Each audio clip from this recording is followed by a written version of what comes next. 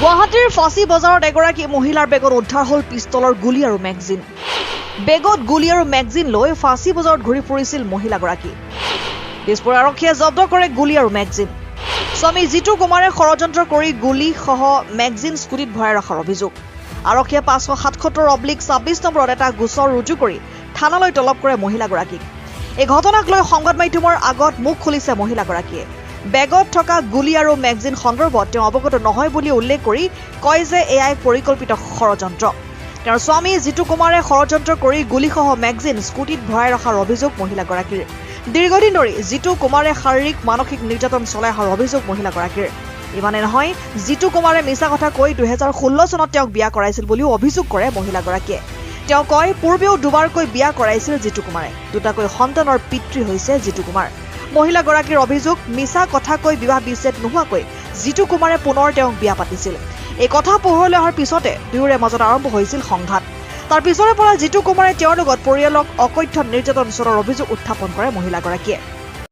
জিতু কুমাৰ বুলি হেঙেৰাবাৰীৰ এজন ব্যক্তিয়ে এটা কেছ দিছিলে যে তেখেতৰ পত্নীয়ে তেখেতৰ যিটো লাইচেন্স প্ৰাপ্ত যিটো আৰ্মছ আছে সেইটো আৰ্মছটোৰ মেগাজিন আৰু গুলী অলপ চুৰ কৰি নিছে বুলি। কিন্তু মই অলপ আগত ক'ব বিচাৰোঁ যে এই জিতু কুমাৰ আৰু তেখেতৰ পত্নীৰ মাজত ঘৰুৱা কণ্ডল লৈ প্ৰায় 1 বছৰ আগৰ পৰা কেছ ৰেজিষ্ট্ৰেশ্যন হৈ আছিলে আমাৰ দিছপুৰ থানাতো আৰু গীতানগৰ থানাতো। দিছপুৰ থানাত আপোনাৰ ফেব্ৰুৱাৰী মাহত তেখেতৰ পত্নীয়ে তেখেতৰ ওপৰত ঘৰুৱা অন্তঃকণ্ডলৰ ওপৰত ফিজিকেল টৰ্চাৰ কৰিছে বুলি এটা কেছ দিছিলে। তাৰ এটা ক্ৰছ কেছ জিতু কুমাৰে আকৌ তেওঁৰ ওপৰত দিছিলে। তাৰপাছত গীতানগৰ থানাত গীতানগৰ থানা PS 44/26ত এটা কেছ হৈছিলে, যিটোত জিতু কুমাৰ নিজে জেলত গৈছিলে তেখেতৰ পত্নীয়ে দিয়া ৱাইফে দিয়া কেছটোৰ বেচিছত। যোৱাকালি আকৌ ইয়াত এখন FIR হ'ল যে তেখেতৰ জিতু কুমাৰ কমপ্লেইনেণ্ট তেখেতৰ যিটো লাইচেন্সপ্ৰাপ্ত আৰ্মছ আছিলে সেই আৰ্মছটোৰ মেগাজিন আৰু গুলী হেৰাইছে আৰু সেইখিনি তেখেতৰ পত্নীৰ ওচৰত আছে বুলি।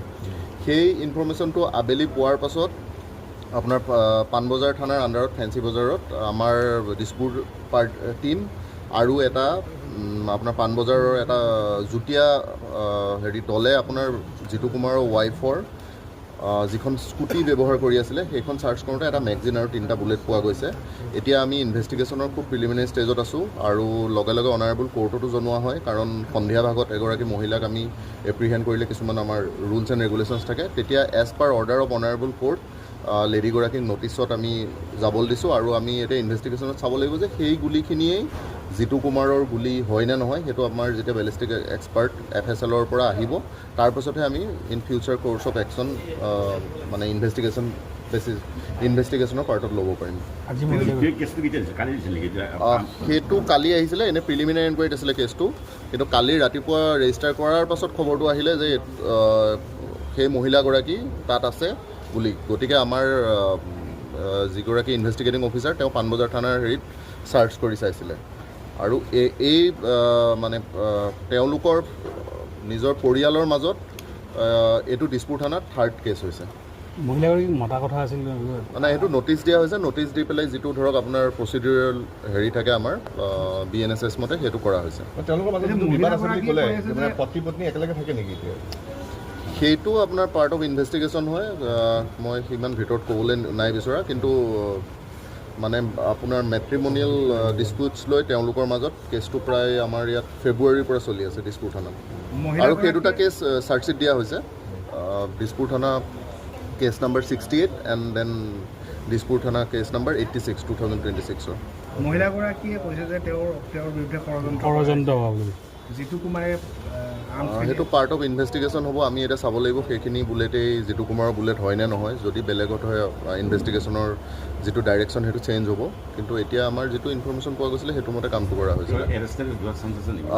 সেইটোৱেই কালি আমি নটিচত দিছোঁ, আমি লিগেলি আপোনাৰ এপ্ৰিহেণ্ড কৰি তেখেতক নটিচত যাবলৈ দিয়া হৈছে আৰু যিহেতু সন্ধিয়াও হৈ গৈছিলে আৰু অনাৰেবল কোৰ্টে যেনেকৈ ডাইৰেকশ্যন দিছে তেনেকৈ কৰি থকা হৈছে।